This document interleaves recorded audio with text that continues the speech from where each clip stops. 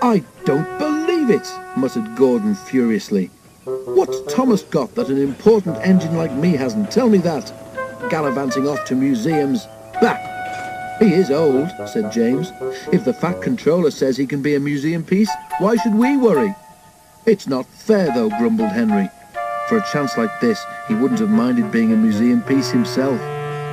The jealous engines all ignored Thomas when they saw him at the junction. Thomas didn't care. He was too excited. "Why me?" Thomas asked Percy and Toby. "Fancy the National Railway Museum people at, where is it, York, wanting me to go there? They've never even seen me." "Yes, they have," said Percy. "On television," added Toby. "The Fat Controller told us about it." He and Percy wanted to go with Thomas, but they knew that someone had to stay and run the branch line while he was away. "How much longer till we go?" Thomas asked his driver every morning. "One day less than when you asked before," laughed his driver. "Anyone would think you wanted to be a museum piece." Thomas grinned. "Gordon, Henry and James are just jealous," he chuckled. "Who else is at this museum? Is Flying Scotsman there, or Duck's friend, City of Truro? We shall have to wait and see," said the fireman. "I'll be very surprised if there isn't someone there that you can remember from the old days." And that, of course, made Thomas more excited than ever. At last the day came. A large crowd came to the junction to see Thomas off, and the Fat Controller was there too. "Goodbye, Thomas," he said. "Enjoy yourself and be a credit to our railway." Everyone gave 3 cheers and Thomas set off.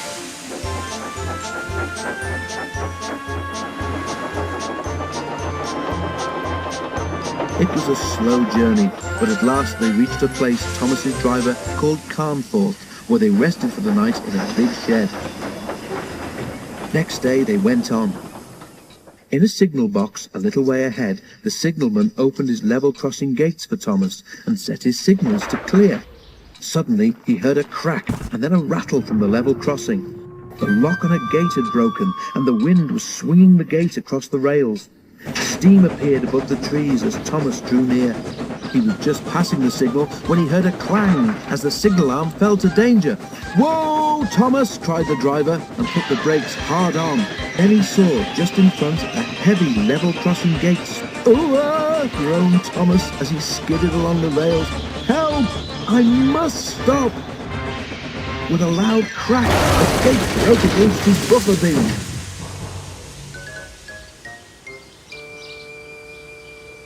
The signalman ran to his telephone and then directed Thomas into a siding where an inspector examined him.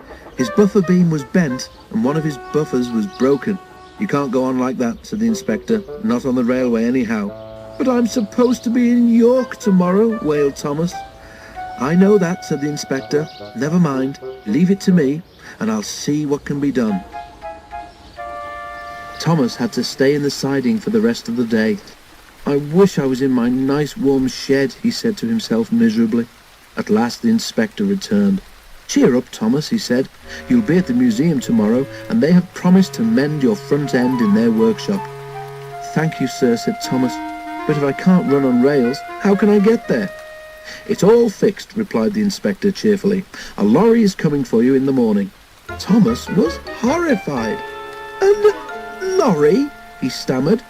"That's right," said the inspector. "It'll be here at 8 o'clock sharp." Thomas slept badly that night. He kept wondering what Gordon, Henry and James would say if they knew he had finished his journey on a lorry. He almost thought he could hear them laughing.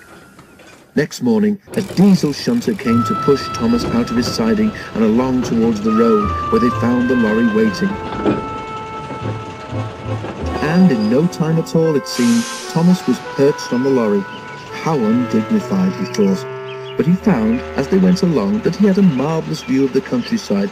But Thomas soon began to feel bored. At last houses began to appear on either side of the road. Perhaps this is York, thought Thomas hopefully. It was, but the driver was unsure of his way. He parked the lorry and went to find a telephone. A man wearing a flat-topped cap with a yellow band round it came up to Thomas. "Hello," said Thomas. Said the man. He wrote something in his notebook and went round to the front of the lorry. When the lorry driver came back, Thomas heard him say something, then slam the cab door crossly. Soon they reached a large building with rails running into it. Thomas looked about him. He had arrived. When his driver and fireman came, Thomas told them about the man with the flat cap. They laughed loudly. "How do you do it, Thomas?" spluttered the driver when he could speak. "That will make the flat controller's day. Thomas booked for parking."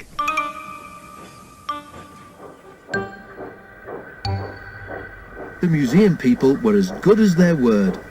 Thomas went at once into the workshop where his buffer beam was soon straightened. In the workshop was a green engine like Flying Scotsman. He was called Green Arrow.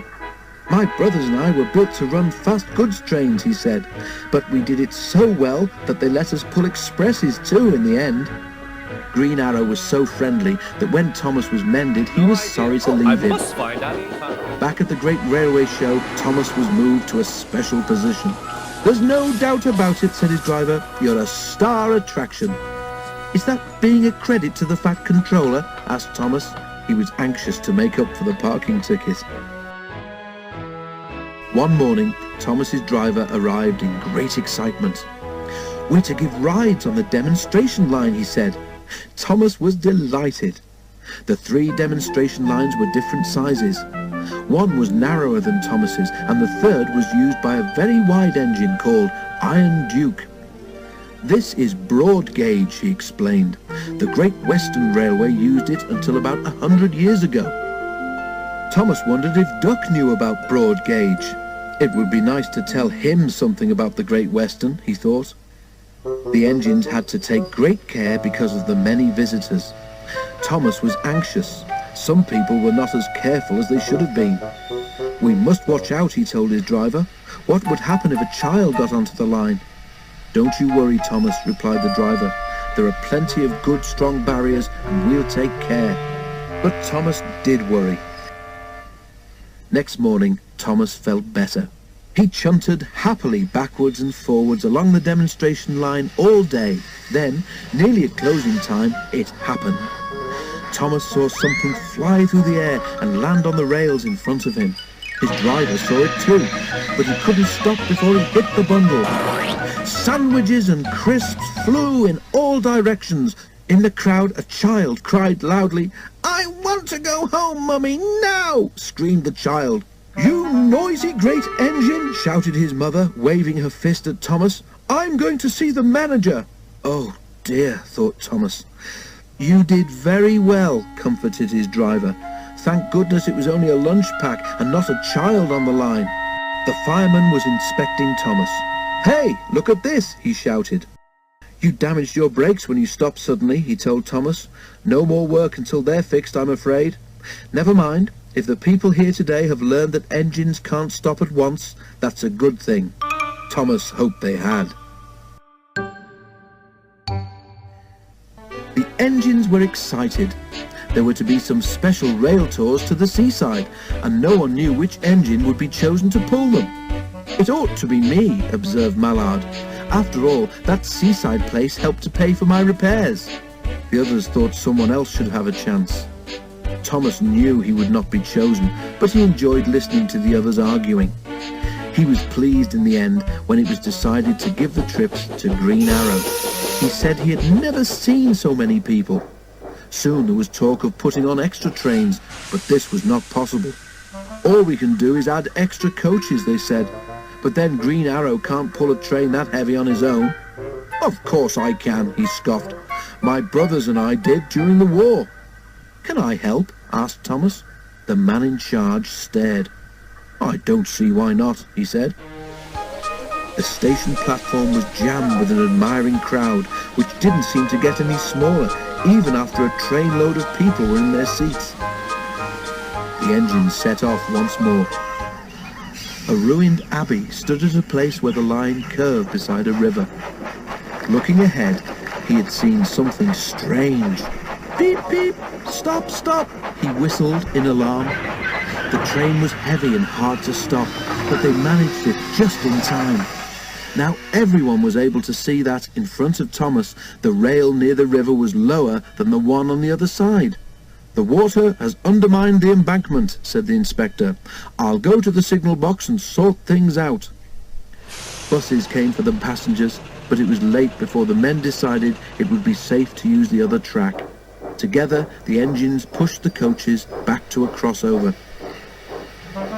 On his own, Thomas slowly crept past the landslip. Then, very carefully, Green Arrow pulled the empty coaches by, and together they brought the train back to York. A few days later, a party of important-looking people came into the museum.